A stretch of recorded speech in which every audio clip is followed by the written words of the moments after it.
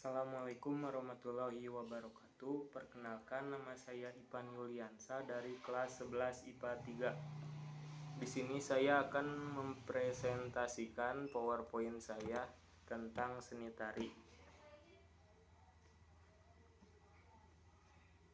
Pada halaman kedua terdapat bagan seni tari. Yang pertama adalah unsur seni tari. Yang kedua adalah fungsi seni tari, dan yang ketiga adalah jenis-jenis seni tari. Pada halaman ketiga kita dapat melihat unsur-unsur seni tari. Yang pertama adalah unsur utama. Terdapat 3 bagian. Yang pertama adalah wiraga atau raga, yang kedua adalah wirama atau rama, yang ketiga adalah wirasa atau rasa. Yang kedua adalah unsur pendukung. Unsur pendukung diantaranya ada 3 bagian. Yang pertama adalah ragam gerak, yang kedua adalah ragam iringan, yang ketiga adalah riasan dan kostum. Pada halaman keempat kita dapat melihat fungsi seni tari. 1. Sebagai pertunjukan. Fungsi tari yang pertama adalah untuk sebuah pertunjukan atau pentas, di mana tarian ini lebih kepada menonjolkan sisi koreografis yang indah juga terkonsep. Dengan begitu, penonton yang melihatnya akan tertarik dan merasa terhibur. Contoh dari sistem ini adalah contoh dari seni tari pertunjukan ini adalah tari Jaipong dari Jawa Barat. Pada halaman kelima kita dapat melihat fungsi tari yang kedua, yaitu sebagai tarian upacara. Selain berfungsi untuk menunjukkan tarian, juga bisa dimaksudkan sebagai pengisi upacara-upacara tertentu.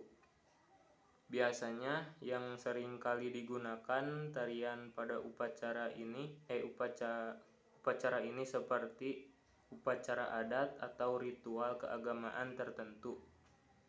Pada tarian ini tentu yang ditunjukkan adalah kekhidmatan sembari berkomunikasi dengan Sang Maha Kuasa.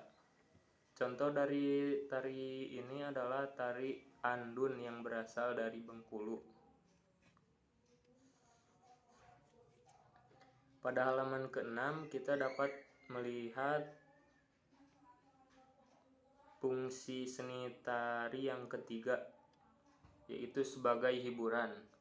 Sebetulnya tidak jauh berbeda dengan fungsi tarian sebagai pertunjukan, namun bedanya pada fungsi pertunjukan, tarian dilakukan dengan memikirkan konsep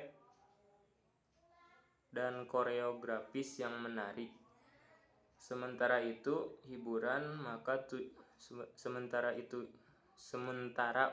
hiburan, maka tujuan dan fungsinya hanya untuk menghibur saja.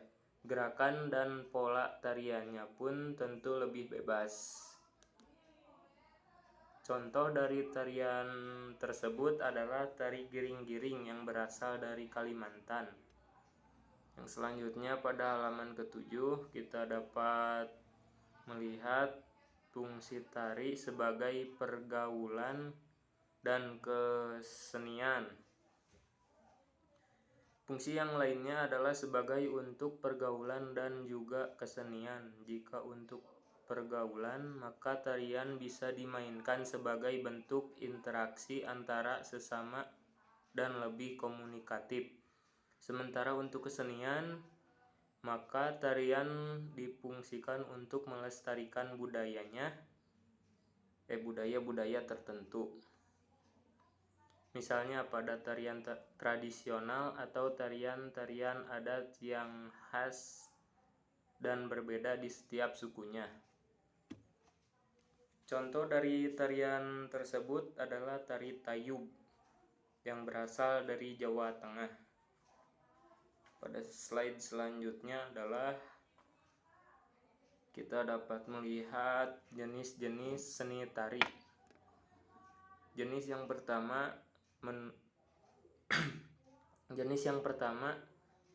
jenis tari menurut jumlah penari. Jenis tarian menurut jumlah penari ini tentu didasarkan pada berapa banyak orang yang melakukan sebuah tarian. Pada pembagiannya, jenis ini dibedakan ke dalam 3 kategori, di mana kategori ini dimulai dari tarian solo atau tunggal, yang tariannya hanya dilakukan oleh satu orang. Contohnya tari Gatot Kaca asal Jawa Tengah.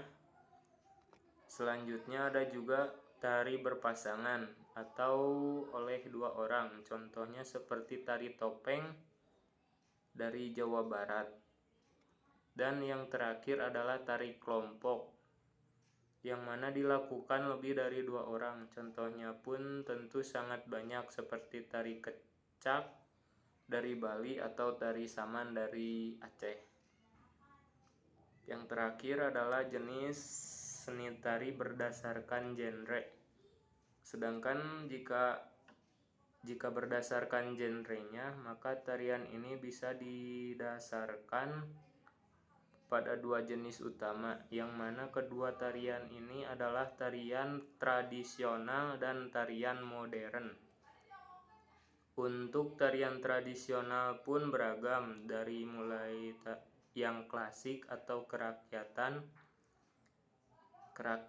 di mana tarian jenis ini sifatnya tidak bisa diubah dan mempunyai nilai-nilai tradisi tertentu. Selain tradisional, ada juga tarian modern, di mana sering juga disebut sebagai tari kreasi.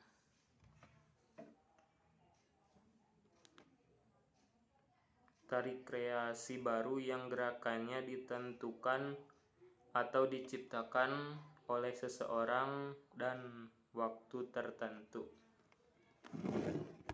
Demikian yang dapat saya sampaikan. Mohon maaf apabila banyak kesalahan. Wassalamualaikum warahmatullahi wabarakatuh.